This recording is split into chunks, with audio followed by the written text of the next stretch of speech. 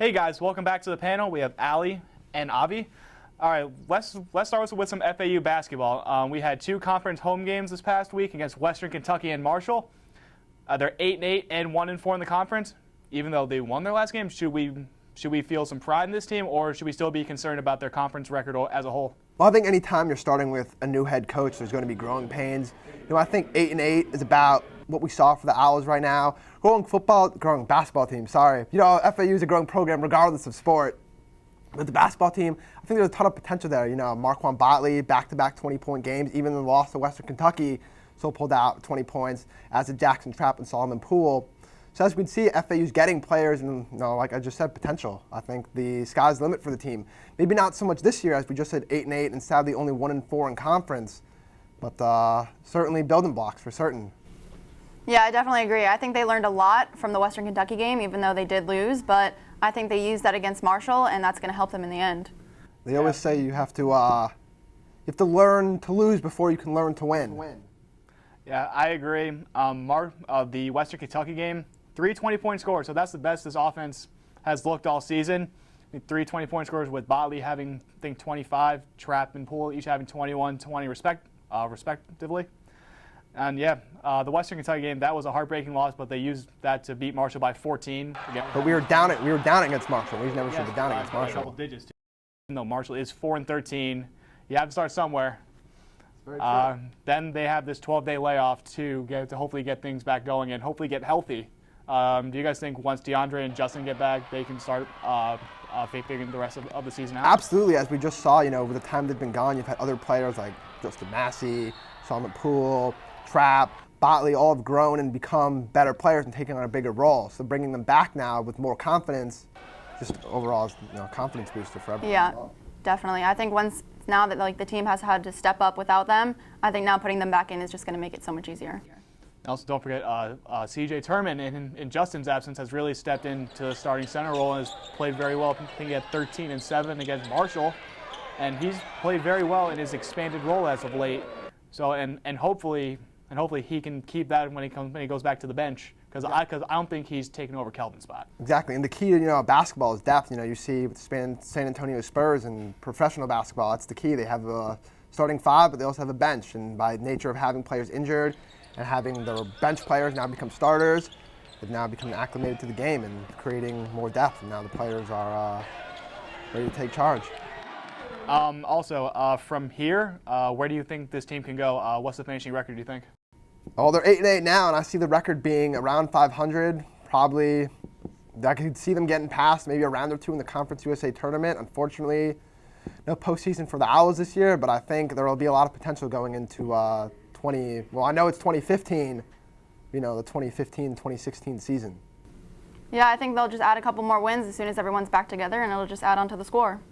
I mean, this team is already 2 wins away from where they were last year. On Jarvis last year, they were 10-22. 2 wins away from that when they're 8-8. Because the players just seem to like Michael Curry, because the players just did not like Coach Jarvis. It was very apparent towards the end. Now, Michael Curry, a player's coach, the players seem to respect him and Eric Snow because they were both in the NBA together, they played together, and they coached together. Eric Snow played with Allen Iverson on the 76ers. And Coach Curry coached Allen Iverson with the Pistons. Right. And he got fired for making the playoffs with that team. That's another story. Now to the NFL. This postseason has been filled with controversy. It seems like every round there has been at least one questionable call or play or Deflategate. Avi? I'm on to Seattle. But no, in all seriousness, Deflategate, what else can you say? Just all the reports of all the NFL executives being disappointed, distraught, and that's honestly how I feel with the Patriots. It's really just disheartening to see that any scandal has emerged with a team that, how do you describe them, other than any other word than the best? So when you see the best doing things that the best don't do, disappointing. But even more disappointing was that it was against the Colts. Against the Ravens, it's understandable because the Ravens have had the Patriots' number. The Colts lost 45-7, and they've lost 20 points to the Patriots in the 3 previous games they played. So, as I said, for the upteenth time, disappointed. I definitely am interested to see how this whole deflated ball situation for the Patriots is going to work out, because I think in the end, depending on how it affects them, it's going to affect how they play in the Super Bowl, and that's definitely going to help the Seahawks. Also, there have been other controversies in these playoffs with my Detroit Lions being victim of many questionable calls. Should the NFL have punished Dallas at all for what they have been what they have caused in this? Well, what did Dallas exactly cause? I mean, they were the recipient of a fortunate call, and then they were the recipients of an unfortunate call against Green Bay the following week. Actually, didn't know the rule is called the Calvin Johnson rule too. Well, that makes sense because it first happened to him against, I forget which, I think the Bears? It was against the Bears about 2010. There you go. But I think the Lions, unfortunate for them, but they were losing that game to Dallas anyways. And then, it's not just one decision that wins or loses the game. It's unfortunate that it comes down to that, but, they also punted on the 4th and 1. Yes, there was that, but also I'm not as much mad at the pass interference and the hold on Sue, which would have put Dallas in 4th and 16. They would not have gone for it on 4th and 6. Well, What I'm mad at, Des Bryant not getting flagged on argument with the ref. If you pause the play, and you read Jason Garrett's lips, he's like, Des. And then John Harbaugh got flagged the next week against the Patriots for doing the same thing. I was So, looking for some consistency. shady. What's your take on all this, Allie? Yeah, no, I completely agree. I think the Lions and Cowboys game was actually pretty intense, but I think the Cowboys personally were actually very good this year, so I think it was a tough call. I'm not saying we're a good team, but there were some very questionable decisions. That's true. The call was on Brandon Pettigrew. It was on Calvin Johnson. Maybe it stands. Golden I don't Tate? know. Well, maybe. Golden Tate did. Thank you for Golden Tate, by the way. He did have a career year. All right, now on to the Super Bowl.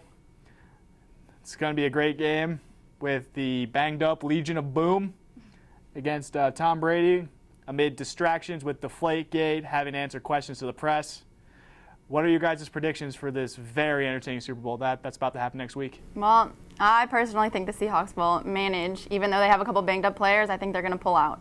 So. Also, another controversy that I think is going to be very interesting during Super Bowl weekend, and brought up right now, Marshawn Lynch and his lack of, I don't want to say respect for the media, but his lack of wanting to communicate with the media and doing the post-game press conferences. He was just fined another $20,000 for the gesture he did against the Packers. Yes. So Marshawn Lynch, that'll be interesting to see what he's going to do Super Bowl Media Day. But aside from that, all the attention is obviously on New England. Seattle can just focus and get ready. And get healthy. And get healthy, of course, with Earl Thomas and Richard Sherman both being banged up with their arm injuries, respectively. In New England, though, everyone says it wants to work as a distraction, but no team is better at turning this into fuel for the fire. So I think that's exactly what the Patriots will do. They're looking to prove everyone wrong, not so much for Deflategate, for Spygate. It's been 10 years since they won a ring. It's Brady and Belichick. They won it. They're coming towards the end of their careers. This might be it. Everyone, you never know when you're going to get back again. I don't know. I see a repeat about to happen for the Seahawks, so I can't agree with you there. They'd be the first back-to-back champions since which team? That's right, the Patriots in 03-04. But they're not going to go back-to-back because the Patriots are going to win. But I think it'll be a close game, regardless. It's not going to be a blowout. It's not going to be a 40-something to 8 Super Bowl. I have trouble seeing the game being scored in the 40s with both teams' defenses being as good as they are. No, I can't see why it can't be anything. 35. Right. I see it being a low-scoring game as well because they're both really good teams. They're going head-to-head. They both have a lot to prove, so I think it's going to be a really close game. Final score? You haven't figured it out yet? I don't know. It's questionable. All right. We all know. The real show, though, will be the halftime show with Katy Perry, though. That's the real event of the sporting Super Bowl this year. All right, we will see. So tune in next week for another edition of the Blue Wave Sports Show.